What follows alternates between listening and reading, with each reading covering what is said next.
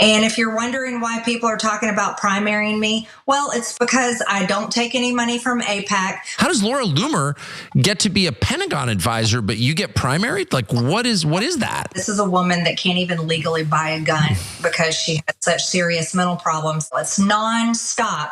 Israel, nonstop. Well, Tucker Carlson had Congresswoman Marjorie Taylor Greene on his program, and they had a pretty interesting conversation about what it means to be MAGA, what America First is, and whether or not the Trump administration is living up to those ideals.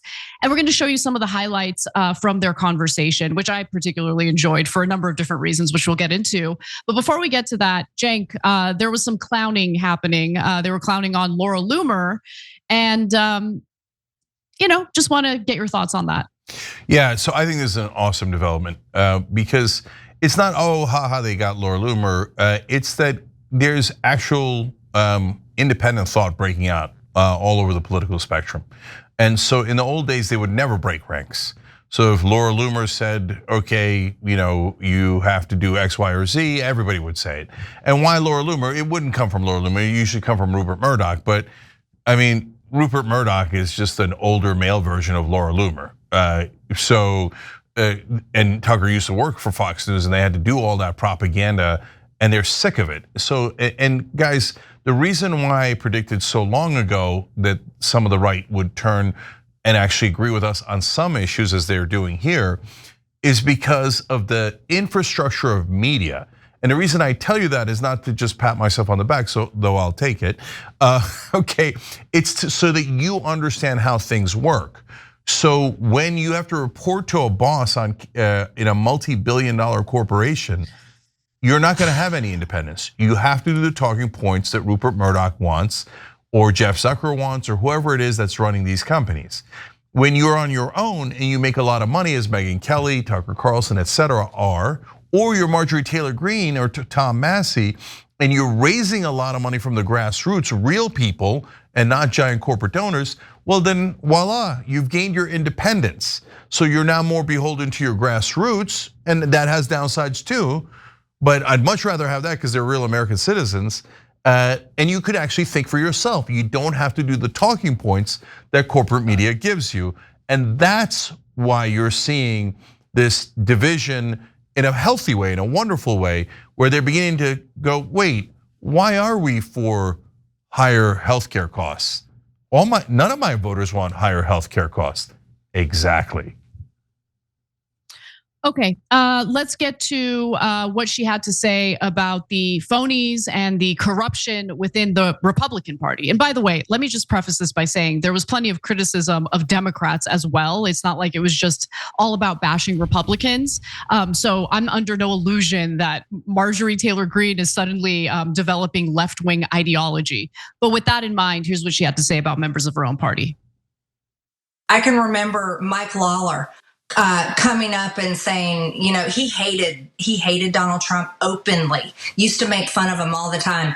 And then all of a sudden, after Donald Trump won in 2024, he finally decided it was time to put on a MAGA hat. It just made me sick. Electing Donald Trump was a referendum on the Republican Party. And I very much feel that, because many times I hate my own party and I blame Republicans for many of the problems that we have today. And I blame them for being so America last, to the point where they are literally slaves to all the big industries in Washington, the military industrial complex, big pharma, health insurance industries, you name it. They are literally slaves to them, and they love the foreign wars so much. They get on board and they campaign and they say America first, and they try to utter and mimic these Donald Trump talking points. I mean, all these people that work so hard to give us the majority, when it comes time to doing that, what are we doing? We're sitting at home.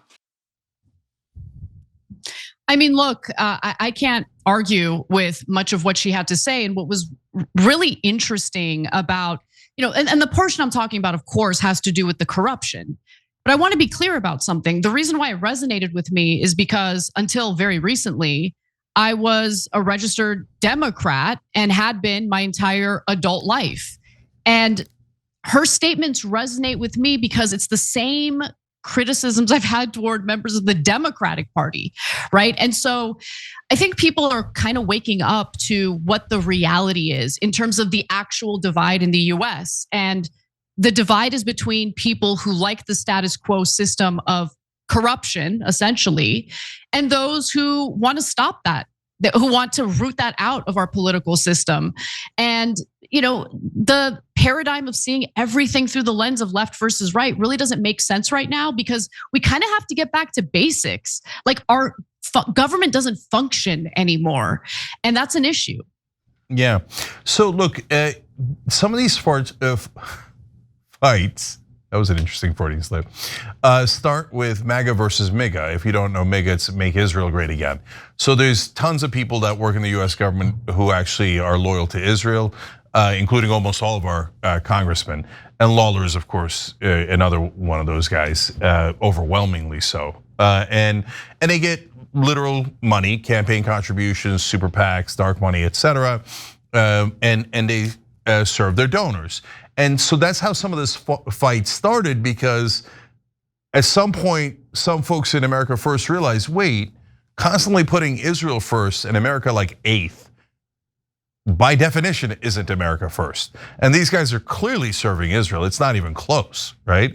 We were saying the same thing about Biden, and now we're seeing Trump do the same thing, and Rubio, obviously, totally for Israel, etc. So, but I think the bigger and even more important issue than that is that it's the tip of the iceberg, and it's making them realize, oh, almost all of the corporate politicians, like 99%, or at this point 98% of the Republican Party and 90% of the Democratic Party. But you know what? You want to flip those percentages or have different ones, that's fine, right?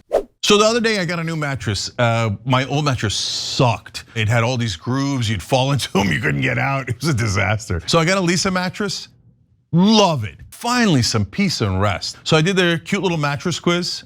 Even their quizzes are cute. Anyways, it turns out my favorite is a Legend Chill Hybrid. I'm not saying that that's an accurate description of my personality as well. I'm just saying. So I got it, I tried it. There we go, love it. Now we're getting some peace and rest. You guys gotta check it out. Oh, plus they do really good things in the world. They actually have given away thousands of mattresses to people in need, and they help to clean our oceans.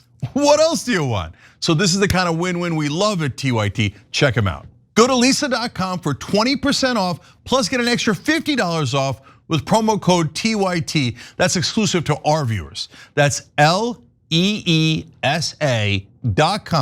Promo code TYT for 20% off, plus an extra $50 off. Support our show and let them know that we sent you after checkout. Lisa.com, promo code TYT. But an enormous percentage of both parties are in the establishment corporate donor, foreign government donor category. And we're in the grassroots category, the populist category.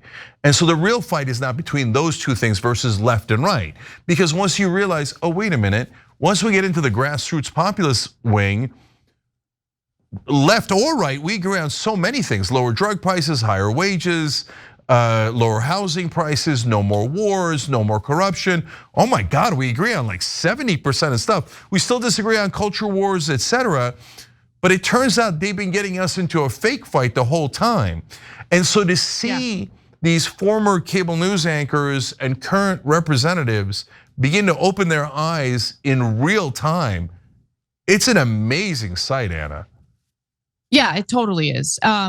Look, I love that you have this awakening happening in the country in regard to just how our politics actually works. Because once you realize how much rot there is within our political system, then it kind of like snaps you out of it. You can kind of see things a lot more clearly. You see how fake everything is, like how much of the narratives, the left versus right narratives in the country, not all of it is fake. I don't want to minimize it. Like, there's a real difference in ideology between the two sides, and that definitely exists. But the way the issues are framed and the way that, the power brokers in this country essentially pit ordinary working class people against each other and distract us with that as the big issues get dominated by either corporate interests, moneyed interests. You get the point. That's what really needs to be addressed here. And I love that Marjorie Greene is unafraid, undeterred, and she's still talking about this in the context of her own party. Because guys, if we don't hold members of our own parties accountable, then things are just going to keep devolving. Every time you ring the bell below, an angel gets his wings. Totally not true, but it does keep you updated on our live shows.